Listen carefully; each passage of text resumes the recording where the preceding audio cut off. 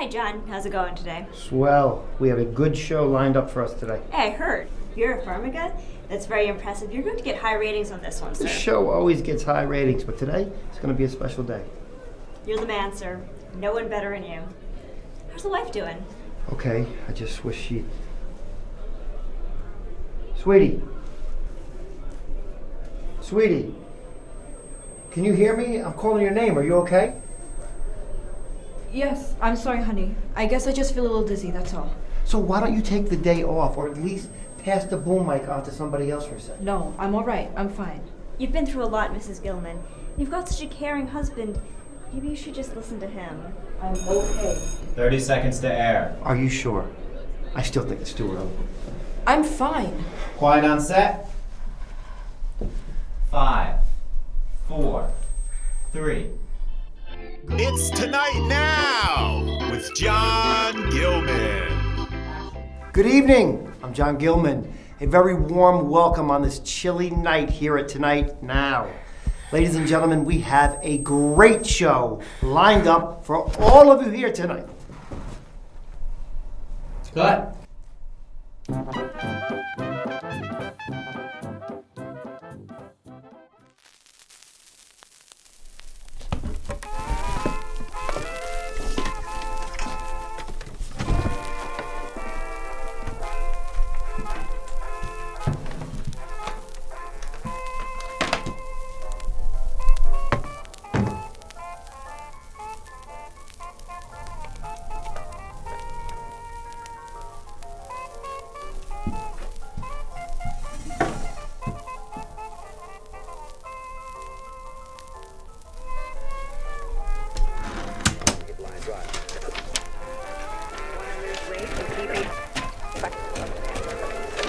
Who was it that said writing is the easiest thing on earth? He said, I simply walk into my study, I sit down, I put the paper in the typewriter, and I fix the margins, and then I turn the paper up, and I bleed.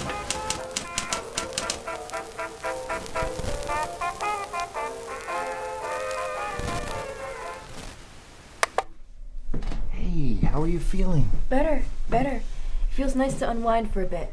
I might even go outside for a walk later. So soon? I don't think you should rush into anything. I think you should take it slow and easy. And not leave the room? Well, let's not get hasty. Okay, well, a little fresh air never hurt anybody. I just think it's too soon. Oh, okay. Well, did you call the doctor yet? What for? What for? Clearly something is wrong, John. No, sweetie. There's nothing wrong, okay? Everything is fine. You have nothing to worry about. It's probably just a spell of fatigue and depression. You're probably homesick, okay? Maybe, but... There's no reason to bring a doctor into this.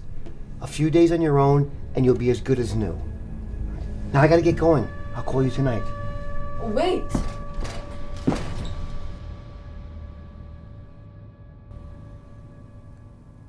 Tuesday, November 12th.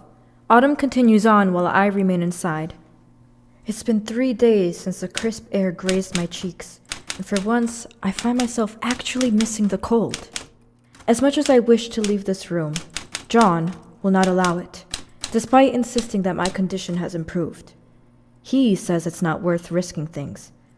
I suppose I agree, but still, I have grown bored. Since I'm not allowed visitors besides John, I've grown quite lonely. Luckily, I have my journal to keep me company. It has also provided me with a rush of excitement as well, for I write in secret, hidden from my husband.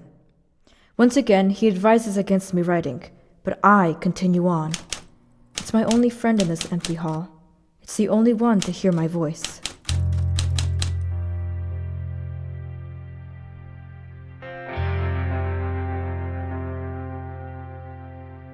Friday, November 15th. With endless time on my hands, I have explored every inch of this small space. However, today feels like the first time I truly noticed the walls. Their very nature is revolting, repulsive, and yet there's something about them, something enticing.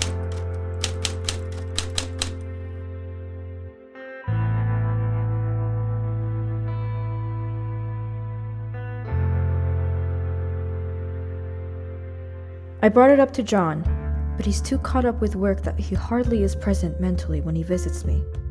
I tell him I am willing to see other people besides himself if he is too busy, but he insists I must stay away from others for the time being. The walls continue to haunt me. I feel as if they are speaking to me. Not anything coherent, just whispers. As frightened as I grow, there is one silver lining about enduring these putrid walls.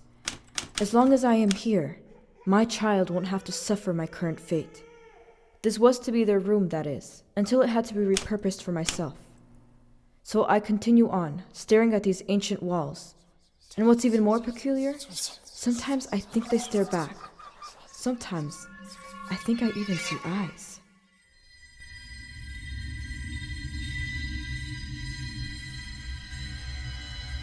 It is getting to be a great effort for me to think straight.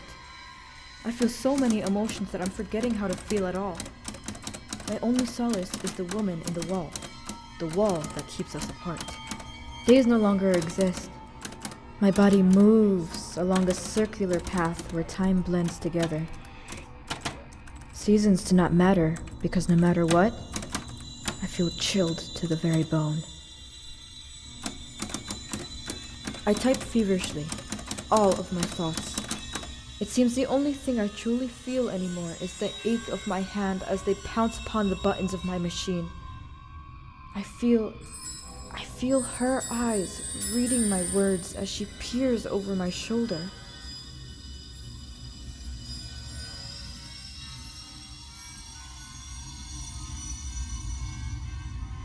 Some pages that I have written have disappeared. I suspect John. I wonder if that is why he never comes to visit me anymore. He is so furious with me, he cannot bear to look me in the eye. I now say no to the world. No. So much so that I hear no longer. No. I am sinking into the wall.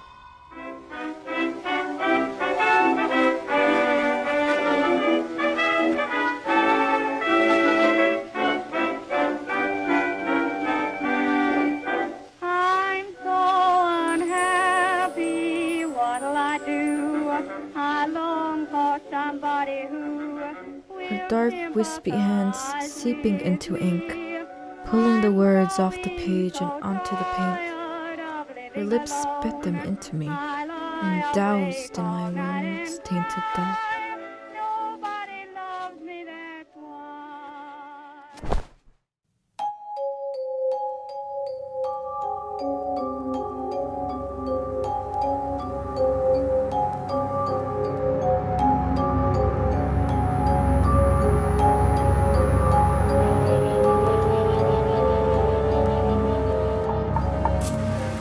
I don't know, Joe. That's a very poignant question. After we lost the baby, it was very hard for us. It's a shame. It just wasn't meant to be. It's not a good thing. I'm sorry.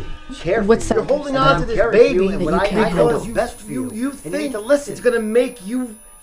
It's not gonna make you feel better. You're adding to our lives. Maybe you're right. What once was our little girl is now our little angel.